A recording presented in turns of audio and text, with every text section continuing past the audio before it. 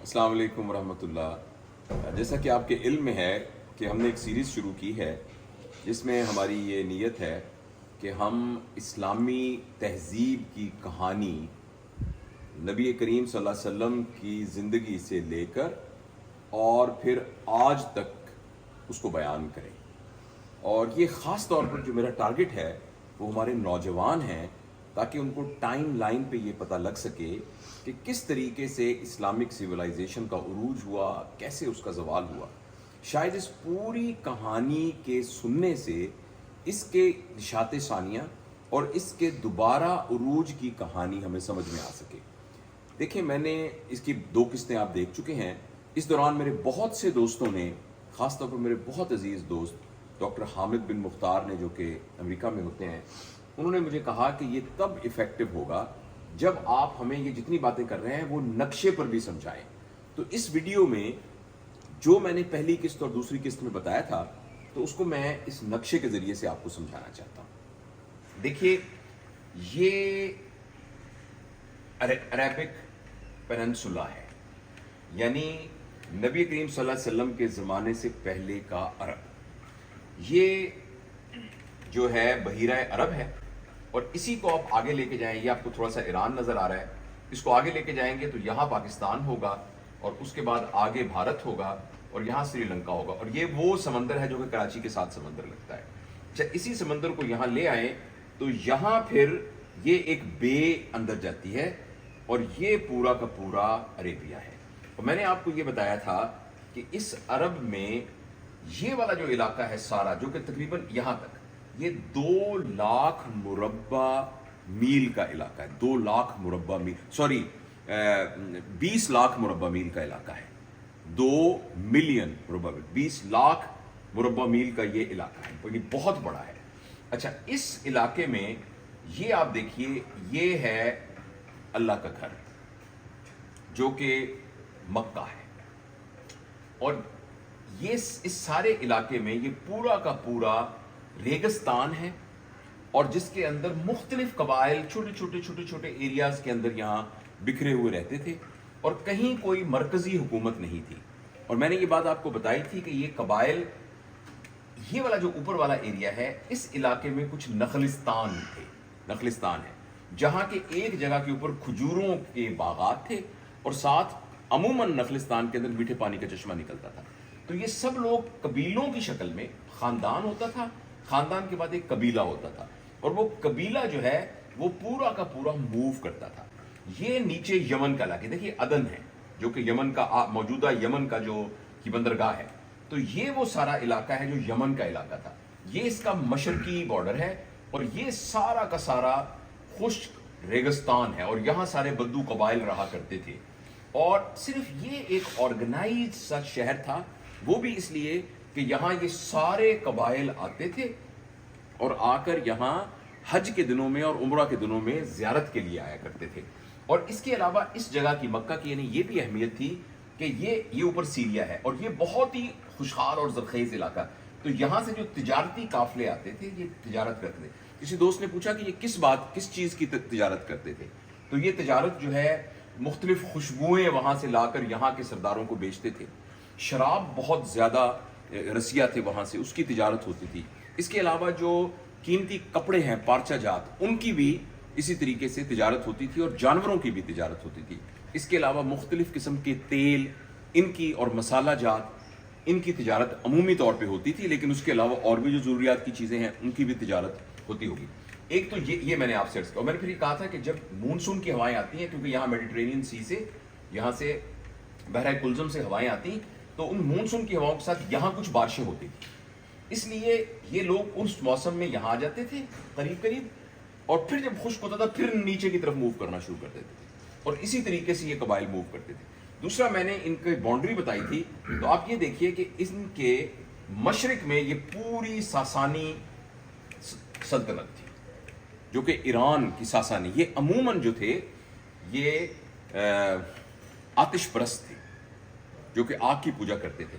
البتہ یہاں کچھ کرسچین بھی رہتے تھے، اور یہ جو پورا، میں ایک بڑے نقشے میں آپ کو بتاؤں گا، ذرا غور سے دیکھیے گا، یہ ہے سیریا، یہ دمشقس ہے، यानी दमिश्क, मौजूदा दमिश्क, और ये बसरा है सर, और ये सॉरी ये इराक, ये इराक है, ये बसरा है। अच्छा, इसके ऊपर ये जो पूरा इलाका है पर्शिया का, इसका ये वाला पोर्शन जो इससे लगता था, इसको मेसोपोटामिया का कहा जाता था, मेसोपोटामिया। और इसकी बड़ी अहमियत है, जब मैं अगली किस्तों में आपको बताऊंगा कि मुसलमानों ने जिस तरीके से इन इलाकों के ऊपर अपनी फौजें भेजी और तबलीगी चीजें भेजी, वो आपको समझ में आएगा। अच्छा, थोड़ा सा यहां ऊपर आइए, ये वो जगह है जो कि फलस्तीन है, ये गाजा है, ये वेस्ट बैंक है, जिसमें कि एक इस्राएली अभी हुकूमत कायम है, ये वो इलाका है। और इसके करीब लेबनान है, ये लेबनान है, और ये वो है जो मौजूदा सऊदी अरब है। और अगर आप सऊदी अरब का मगरबी बॉर्डर देखें तो उसके साथ ये जो समंदर जा रहा है, यहां से नहर सुएज जो है वो मेडिटेरेनियन सी से इन दोनों को मिला के और ये बहीरा अरब से मिलाती है। और ये वाला जो इधर का एरिया है ये अफ्रीका है, और अफ्रीका का ऊपर वाला पोर्शन ये इजिप्ट है, मिस्र। और इस जगह पर एबेसीना, जिसको हबशा या इथोपिया कहते हैं, वो ये है। तो इस नक्शे की बड़ी अहमियत इसलिए है कि आप हमें ये समझ में आएगा कि जब नबी करीम सल्लल्लाहु अलैहि वसल्लम के ज़माने में हबशा में जो लश्कर, जो हमारे हज़रत जाफ़र तैयार की सरबराही के अंदर जो एक वफ्द गया था, वो कैसे मूव किया था। और एक बात मैंने आपको पहली किस्त में और भी बताई थी कि ये इतना अनअट्रैक्टिव एरिया था सारा, कि जब इजिप्ट में तकरीबन 200 साल पहले नबी पाक सल्लल्लाहु अलैहि वसल्लम से भी, जब ये तकरीबन तो ये जो इजिप्ट से सिकंदर उठा, ये अलेक्जेंड्रिया सिकंदरिया, तो यहां से वो गया, तो वो तो पूरी दुनिया को फतह करना चाहता था, लेकिन यहां आके इसके गर्म मौसम की वजह से उसने इसके इलाके को लिफ्ट ही नहीं कराई। तो वो यहां से होता होता होता ईरान वगैरह को कवर करता करता तकरीबन यहां पाकिस्तान तक पहुंच गया, लेकिन उसने इस इलाके की तरफ बिल्कुल भी तवज्जो ना दी। मैं अब आपको बड़े नक्शे पे बताता हूं कि इसका और इलाकों के साथ क्या रिलेशनशिप है। और इस जगह के ऊपर, सॉरी इस जगह पर यहां से ऊपर, क्योंकि इसके आगे यूरोप शुरू हो जाता है, इजिप्ट है ना, तो इसके आगे यूरोप शुरू हो जाता है, यहां कहीं आके स्पेन है, फिर लिबिया आता है साथ, तो लिबिया यहाँ के, तो इसमें यानी यूरोप आ जाता है। तो यहां जो बड़ी सी हुकूमत थी वो बाज़ंतीनी हुकूमत, वो यहां कायम थी। और फिर मुसलमानों ने किस तरीके से उन बातों, इन अदर वर्ड्स कि ये बाज़ंतीनी हुकूमत और ईरानी हुकूमत के दरमियान में ये अरेबिया था। यहाँ का कुछ पोर्शन ईरान के कब्जे में था, यहाँ का कुछ पोर्शन बाज़ंतीनी लोगों के था। और मैंने आपको बताया था कि दो कबीले थे, एक यहाँ का कबीला और एक यहाँ का कबीला, जो कि एक्चुअली अरब कबाइल थे, मगर वो प्रो ईरानियन थे और प्रो बाज़ंतीनियन थे। इन्होंने बाद में मुसलमान फौजों के साथ मिलकर बहुत एक इंपॉर्टेंट रोल प्ले किया। अच्छा, अब मैं आपको एक बड़े नक्शे पे दिखाता हूं। तो ये देखिए, इस बड़े नक्शे में आपको अंदाजा होगा, ये वो यमन का इलाका है। अब ये जो कुछ लिखा है इसको आप भूल जाइए, इग्नोर कीजिए। इस जगह के ऊपर मक्का, यहाँ मदीना जो जमाने में यसरफ था, ये यमन, जद्दा तकरीबन नीचे समंदर के साथ, ये वो बहीरा अरब, और यहाँ नहर सुएज होगी। ये इस जगह के ऊपर वो था एबिसीना यानी हबशा का इलाका। और यहाँ आपको नजर आएगा कि ये पूरा ईरान है। एक्चुअली आज का ईरान इससे छोटा है, ये पूरी ईरानी सल्तनत थी, सासानी सल्तनत। यहाँ से आप थोड़ा सा आएंगे तो ये पाकिस्तान वाला पोर्शन है, और यहाँ के ये अफगानिस्तान का पोर्शन है।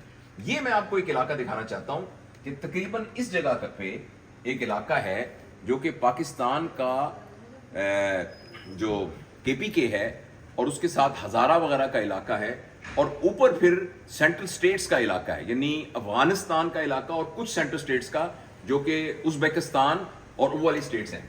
इस पूरे इलाके को उस जमाने में खुरासान कहा जाता था।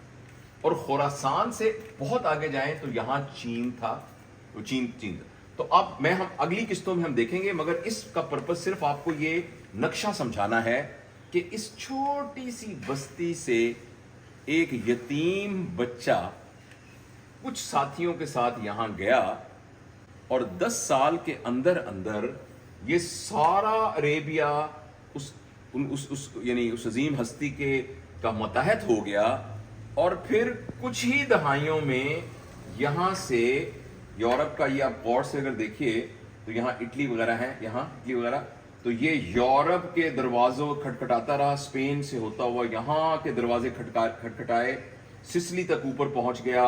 इधर से ये मिस्र और ये अफ्रीका, ہوا, ادھر سے سلطنت یہ جو تھی یہ تباہ ہوئی, یہ بازنطینی سلطنت ختم ہوئی, اور یہاں سے ہوتے ہوئے خراسان تک یہ سارے کے سارے جانا شروع ہوئے.